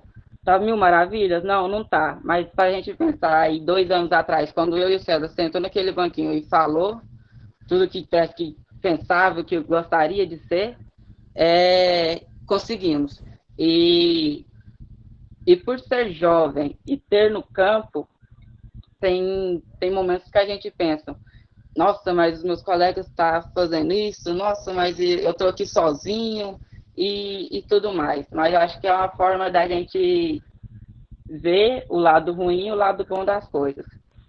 E por ter aqui, trabalhando mais os meus pais, dando continuidade no trabalho, que tem 30 anos que eles exercem essa função de produtor de leite, é muito gratificante ver que está dando certo e que, quando não pretendemos parar tão pouco, e sempre vim aí acompanhando, quando não parar de estudar, porque não tem como, cada dia é uma coisa nova, um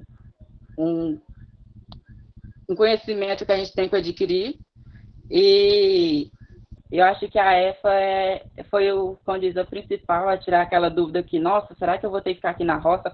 Graças a Deus eu estou aqui ajudando meus pais, e, como diz, com muita dificuldade mesmo, não é, como a Marisa falou, não é 1000 maravilhas,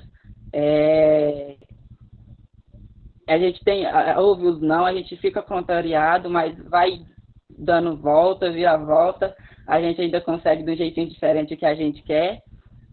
E por ter meu pai, minha mãe, todo mundo aqui trabalhando e saber que a EFA, os profissionais que ela está, teve uma grande participação nisso, é muito importante. E por eu ter aqui também contribuindo no meu conhecimento, o que eu passei para os outros estudantes, eu acho que espero que sirva de uma forma de aprendizagem para eles e servir como exemplo. Eu acho que o jovem do campo ainda precisa de muito para políticas públicas para ficar mais tranquilos aqui, sem o medo de talvez ir cercado por grandes propriedades, mas é uma questão assim de, nossa, eu estou aqui e jovem, produtor, com orgulho, e ter o carinho de poder mostrar a minha história para as outras pessoas, de fiquei muito contente da Michelle ter convidado, E eu acho que é isso.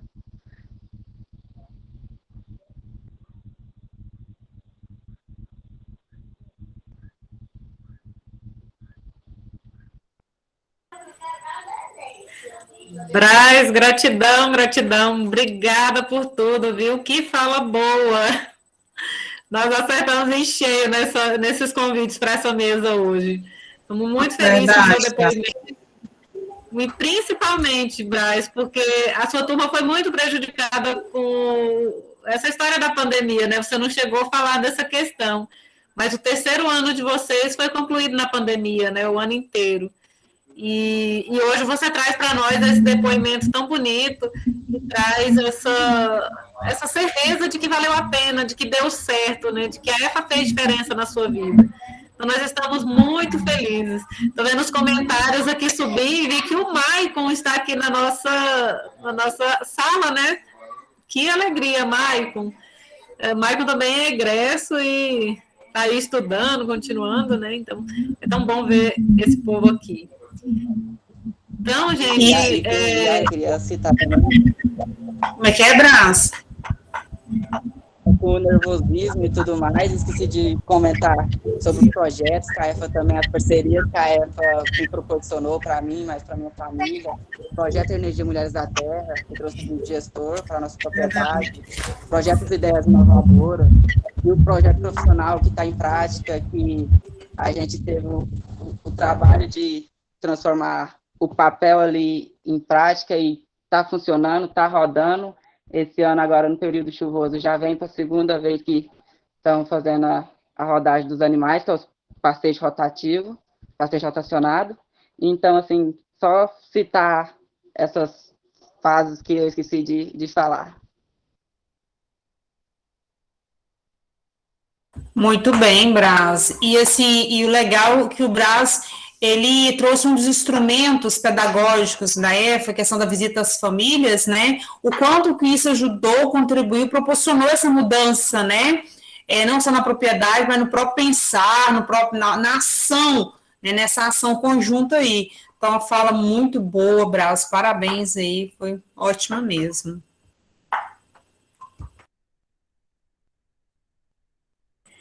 Então, gente, nosso tempo está, assim, chegando às 21 horas, mas ainda antes da gente devolver a palavra para o pessoal fazer a fala de encerramento, a gente quer abrir uns minutinhos aqui para intervenções de vocês, né? Vocês querem fazer alguma pergunta? Eu vi que foram fazendo muitas considerações, né, relacionadas especificamente às falas que foram saindo, né, valorizando as falas que foram sendo feitas, né, e não teve nenhuma questão assim de pergunta específica. E aí, então, queria abrir nesse momento para vocês. Você tem uma mãozinha aqui na tela, vocês podem clicar na mãozinha aqui que a gente consegue ver quem quer falar.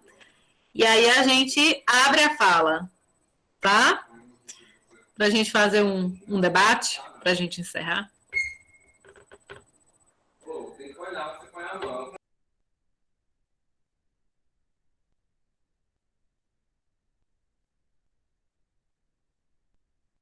Alguém quer fazer alguma consideração? Ou talvez não quer fazer uma pergunta, mas tem alguma consideração? Completar alguma coisa? Vamos, gente!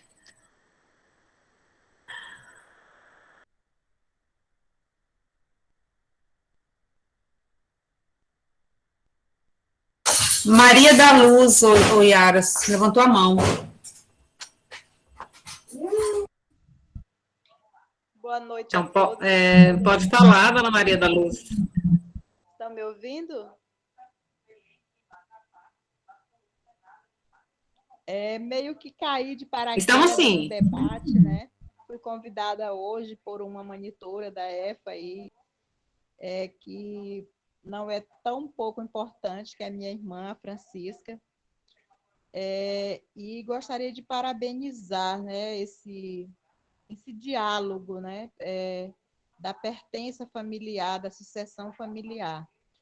E vendo esses jovens fazer esses depoimentos, né, a Marisa, do empoderamento feminino no campo, do Brás, né, a importância dos instrumentos pedagógicos para fazer com que fortaleça a mística, o amor e a pertença ao campo, é só mesmo parabenizar, né? E dizer que a educação do campo, ela é urgente e necessária, né? As escolas famílias, as EFAs, as CFRs, elas são de muita importância para fazer com que os jovens se sintam orgulhosos de ser camponeses, né? Através dos instrumentos pedagógicos, no diálogo sobre a nossa cultura, sobre a nossa pertença ao campo, sobre o nosso dever de cuidar, né, da terra, dos nossos territórios, para que a gente tenha uma sucessão para o futuro das gerações, né, para os nossos filhos, netos e tataranetos. Então, mesmo só dizer que eu fiquei muito contente, né, em poder participar desse debate e muito feliz. Aqui no Maranhão, a gente faz também algumas coisas muito bacanas dentro da CFR, e ouvindo esses depoimentos, eu tenho certeza que me inspiraram a fazer mais alguma coisa. Então, só parabenizar mesmo a todos.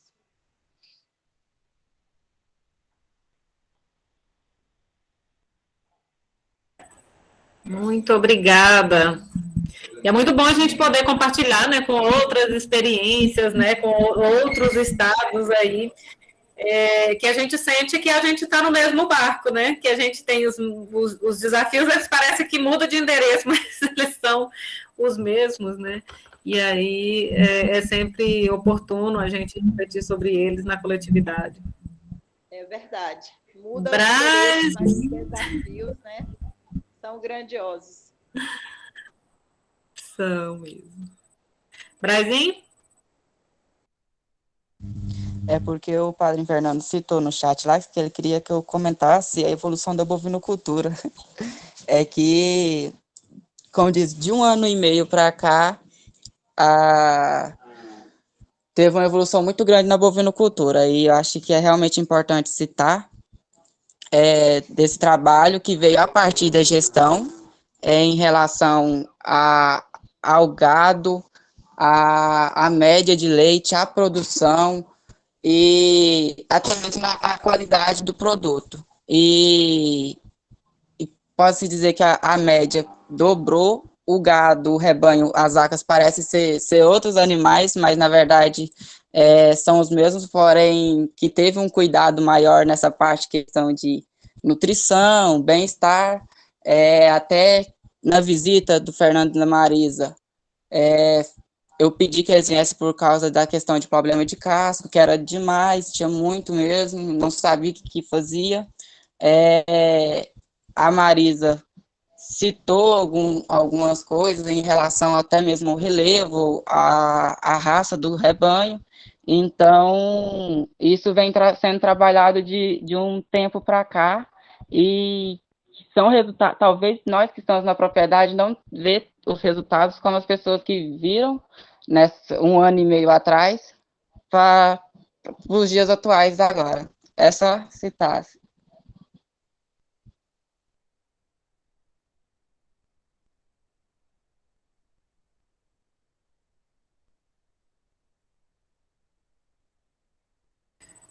Mais alguém?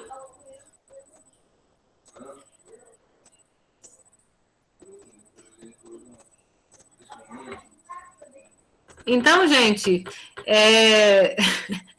nosso tempo já está assim bem avançado, né? Eu queria devolver a palavra aqui para os nossos colaboradores dessa noite, Saulo, Bruna e depois a Marisa e o Braz, se quiser falar mais alguma coisa, para fazer essa fala mais de encerramento agora, né? Vocês foram falando, o chat aí foi acontecendo, não sei se vocês conseguiram acompanhar alguma coisa, mas o pessoal muito concordando com esse debate necessário, né? Primeiro sobre a questão do território, né? Da questão dos recursos naturais, pensando nessa questão do desequilíbrio, né? Que foi bastante enfatizado aqui no chat, e um enfoque sobre a questão da sucessão familiar no campo, que é urgente e necessário, e debater a educação no campo do direito e acesso às tecnologias inovadoras. E aí teve a fala do Saulo, que ele disse assim, que a agroecologia também é tecnologia, quem disse que não, né? E aí o pessoal fica dizendo que não. E aí teve também a fala da Marisa, que tratou sobre o empoderamento das mulheres, queria frisar isso, e teve um comentário lá no chat que disse assim, que o empoderamento da mulher no campo é preciso se falar em todos os espaços, para continuar a nossa luta por liberdade e liberdade de ser mulher empoderada. E o Miro, lá do Rio de Janeiro, também comentou assim, que as mulheres, elas são o esteio, a coluna na sucessão, no desenvolvimento do campo, e parabenizou também a Marisa. E aqui para o final, um comentário interessante também que eu copiei aqui, é que o Miro também disse assim, que o próprio relato dos egressos da EFA já é uma transformação, uma sucessão, o principal desenvolvimento da agricultura familiar, e parabeniza toda a equipe, os familiares e os parceiros aqui da EFAORE.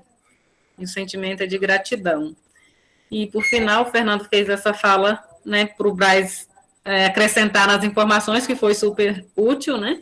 E aí, devolvo, então, agora para vocês fazerem essas considerações finais. Saulo, pode começar? Então, né, gente, tanta fala boa, né? Eu acho que só reforça a importância das escolas famílias agrícolas, né, no campo, né? Eu acho que isso é fundamental. Né? E o que a gente está dizendo, que nós falamos, né, desse processo não de expulsão, mas de dificultar esse projeto de reduzir a quantidade de propriedades rurais no campo, é um projeto. Ele está sendo aplicado, ele não é novo. Né? Talvez fosse até interessante convidar pessoas para uma roda de conversa para discutir as 7 teses do agronegócio. É um artigo curto e que faz parte de uma publicação da Embrapa, que é enorme, um catatauzão assim, sabe? E que é, na verdade, a compilação de vários artigos que debatem como que vai ser, né, o agronegócio, né, daqui a 10, 20 anos. E isso tem ocorrido. Né, assim, a expansão da fronteira agrícola já era prevista nesse conjunto de artigos, né, eles só não colocam assim eles colocam a coisa de uma forma romântica, né, para não agredir. Mas, enfim, é uma coisa que está sendo colocada em prática à risca, né, é uma publicação já de 10 anos, aproximadamente, e quando a gente lê, a gente assusta, né, porque quase tudo está sendo colocado em prática de forma muito disciplinada. Né? E é importante a gente conhecer, até para saber as alternativas que devemos trilhar, né, para poder fazer a contraposição. E já tem artigo, inclusive, contrapondo isso, né, do professor Lauro Matei, que chama As Considerações acerca das 7 teses, né, do agronegócio. Enfim, eu acho que é importante debater isso, porque falamos muito da agricultura familiar, mas dizemos pouco sobre o projeto camponês. Qual que é o plano de desenvolvimento rural sustentável que a agricultura familiar defende mesmo? Né? O que assim, que isso implica, inclusive no conteúdo, né, que vai ser ministrado junto aos alunos, né, das EFAs, né, porque é uma coisa, assim, para quem não sabe para onde vai, qualquer caminho serve, né, então não é bom, né, e até para a gente poder fazer dessas experiências que foram apresentadas aqui, tão ricas e tão belas, não serem apenas experiências isoladas ou exceção, mas isso ser uma regra, né, porque a vida no campo, gente, não é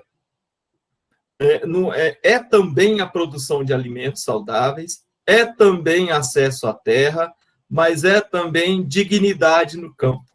é dignidade, inclusive nas cidades, que você vai esvaziando as cidades, porque a renda, quem consegue a renda no campo, né, por exemplo, R$1.000 no campo, vale 5.000 na cidade. Sabe? Porque no campo você não tem determinadas necessidades, gastos que você tem na cidade. Então, e há caminhos, inclusive, muito interessantes de trabalho e renda no campo, né, que possibilitam dignidade no campo. E, como a Marisa disse, né, ninguém está estudando, ninguém quer viver para ser condenado à pobreza. Né? Todo mundo quer prosperidade, né? E o campo é lugar de prosperidade. Né? Nós temos que desmistificar aquele ditado que todo mundo certamente já escutou, que não quero que meus filhos fiquem no campo porque é sofrido demais. Né? Pelo contrário, a gente tem que fazer com que os nossos pais, vocês, digam para os filhos de vocês, assim, olha, eu estou preparando meu filho para ficar no campo, porque no campo é que vai ter vida boa. Né? Então, é o contrário, né, a lógica. E há vários caminhos para isso. E para isso, a gente precisa, inclusive, discutir as políticas públicas. Não as que estão estabelecidas, mas as que precisam ser construídas de acordo com a realidade e com a necessidade do povo camponês. Muito obrigado pela oportunidade, espero ter contribuído. E vocês podem ter certeza, eu aprendi um bocado hoje aqui com vocês.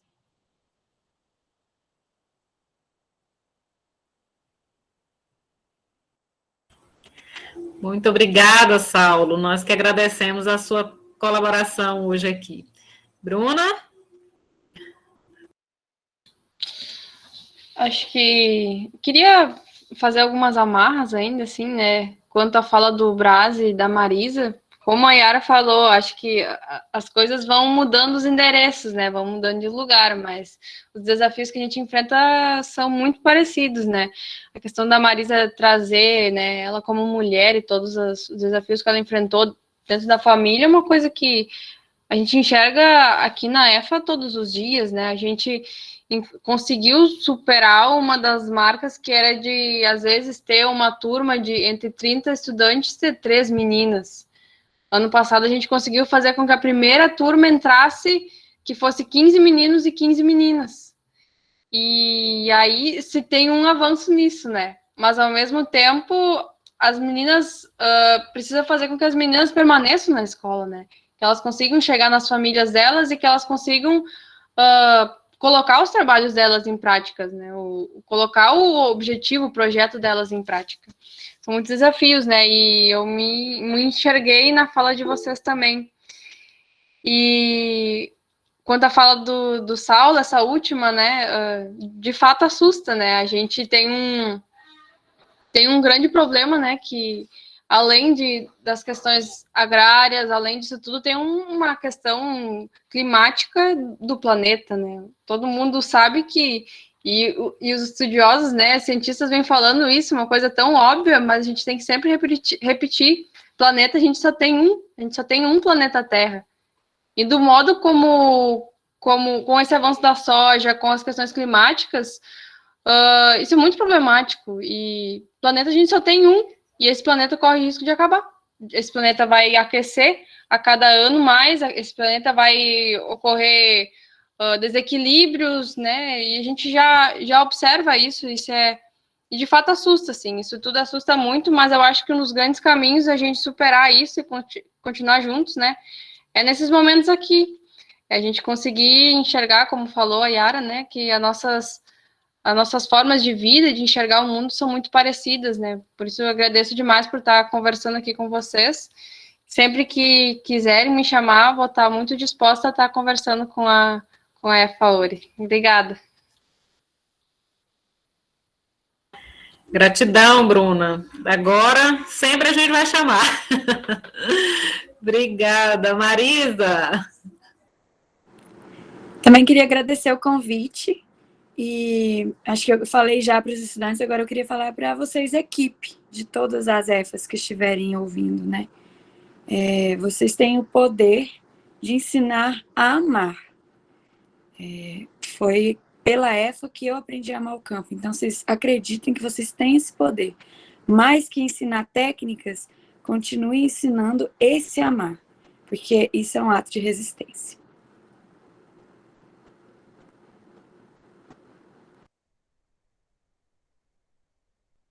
Obrigada, Marisa, obrigada. Que responsabilidade a nossa, então, né? Mas obrigada. Brás?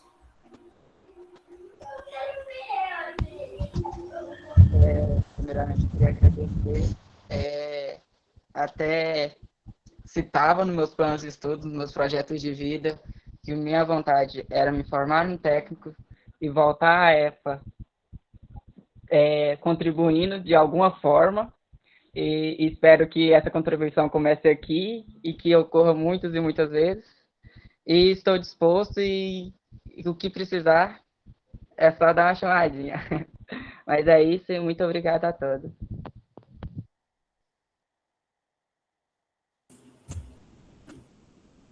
Gente, eu estou encantada com esse momento, né?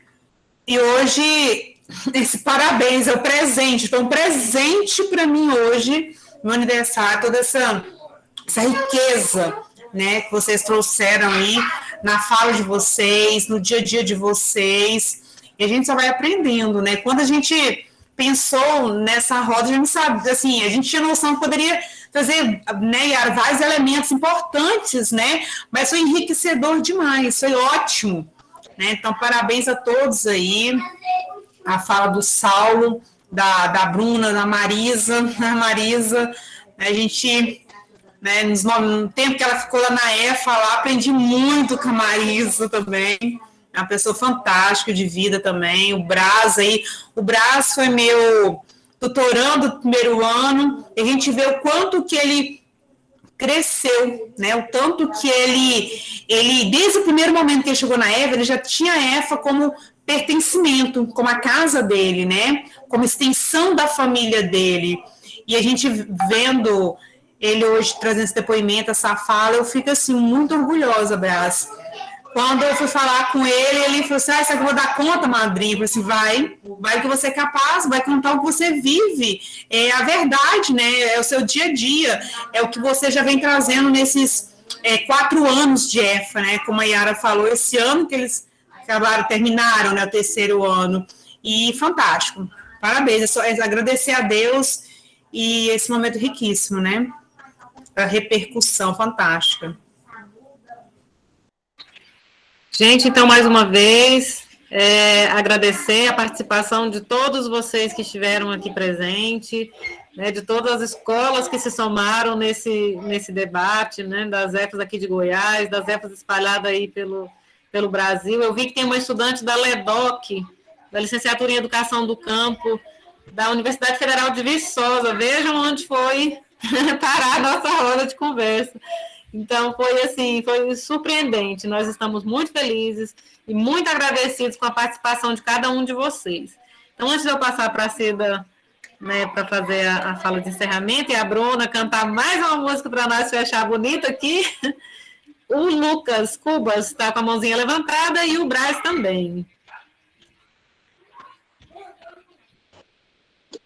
Lucas? Boa noite para todos. Achei muito legal mesmo essa reunião, essa conversa, e se não fosse muito tarde, eu gostaria de ler mais uma passagem da Bíblia aqui no final, mas podem todos falar primeiro.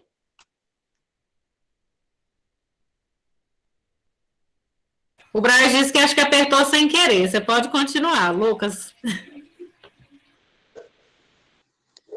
Eu posso ler, então? Pode. Então, eu vou tentar ler bem rapidinho, se todos puderem ouvir e guardar no coração, eu agradeço. Está aqui em Romanos 10, 9. Se você disser com a sua boca, Jesus é Senhor, e no seu coração crer que Deus ressuscitou Jesus, você será salvo, porque nós cremos com o coração e somos aceitos por Deus. Falamos com a boca e assim somos salvos, porque as Escrituras Sagradas dizem, Quem crer nele não ficará desiludido. Isso vale para todos, pois não existe nenhuma diferença entre judeus e não-judeus.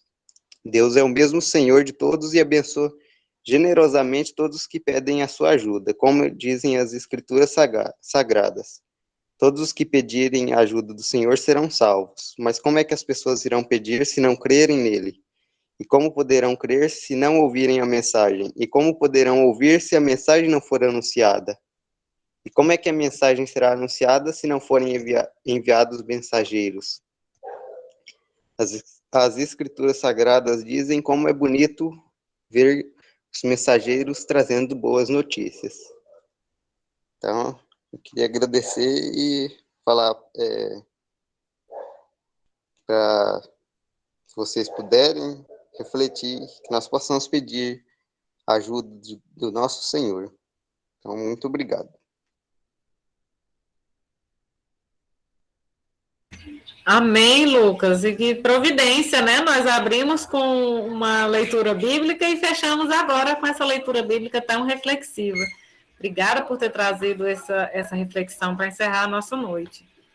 Cida, fazer uma... Acho que não tem mais palavras, não, né? Todo mundo já se agradeceu e já se cumprimentou, e nós fomos todos agraciados com tudo isso, né, que trouxe nessa noite. Palavra de gratidão mesmo, né? E que nós tenhamos mesmo essa fé e essa força que o Lucas traz, confiantes em Deus, que a nossa vida ainda tem, né? Muitas coisas aí pela frente. E mesmo a gente estando lá mais na beirada dos 50, ainda tem sucessão para dar continuidade. Tá bom? Então, boa noite, muito obrigado a todos e todas. Obrigada, gente. Bruna, encerra para nós. Gratidão. Boa noite. Não vou sair do campo pra poder ir pra escola. Educação do campo é direito e não esmola. Não vou sair do campo pra poder ir pra escola. Educação do campo é direito e não esmola. O povo camponês, o homem e a mulher, o negro que não bola com seu canto de afoxé, ticuna, caeté, castanheiros, seringueiros, pescadores e poceiros dessa luta estão de pé. Não vou sair do campo pra poder ir pra escola. Educação do campo é direito e não esmola. Não vou sair do campo pra poder ir pra escola. Educação do campo é direito e não esmola. Cultura e produção, sujeitos da cultura, a nossa agricultura, por bem da população, construir uma nação, construir soberania, para viver um novo dia com mais humanização. Não vou sair do campo para poder ir pra escola, educação do campo é direito e não esmola. Não vou sair do campo para poder ir pra escola, educação do campo é direito e não esmola. Não vou sair do campo pra poder ir pra escola. Educação do campo é direito e não esmola. Não vou sair do campo pra poder ir pra escola. Educação do campo é direito e não esmola.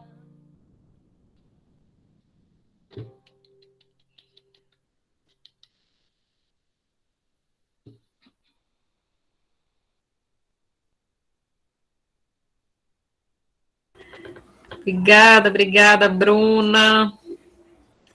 Foi lindo.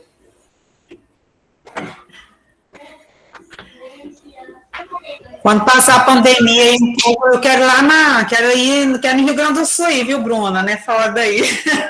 Quero ir pro ICF de vocês aí, quero conhecer. Isso, gente, ó. É pra hora daí, Michele, é pra hora é aqui, não é lá não. Eu sei, mas eu quero ir lá conhecer lá também. E nós vamos construir intercâmbio, Bruna. Olha, vamos ficar firme nessa parceria, porque esse namoro com a fácil, que é de longa data. Também pedagógico, intercâmbio. Essa é a hora do Rio Grande do Sul, viu, Cida? Essa é a Não compromete, não. Ó, gente, foi show, viu? Mas foi bom. Pra caramba. Foi bom mesmo. Muito bom. Gostei muito. Parabéns a todos. Muito bom mesmo. Nazaré que está por aí, dizer assim, Nazaré, acho que nós precisamos afinar as violas com os temas comuns aí, para nós fazer mais noites como essa. O Lucas, pessoal da EFAGO aí, a gente precisa... A Elza está aí ainda. Precisamos mesmo. Parabéns por tudo que foi falado, né? Valeu a pena, tá? Muito obrigado e que Deus abençoe a todos. Obrigada a vocês. Boa noite, gente. Até uma próxima. Tá, se Deus quiser. Boa noite.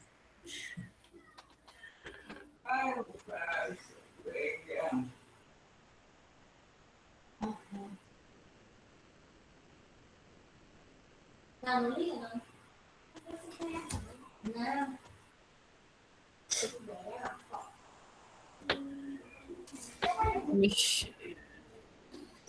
Espera só um pouquinho.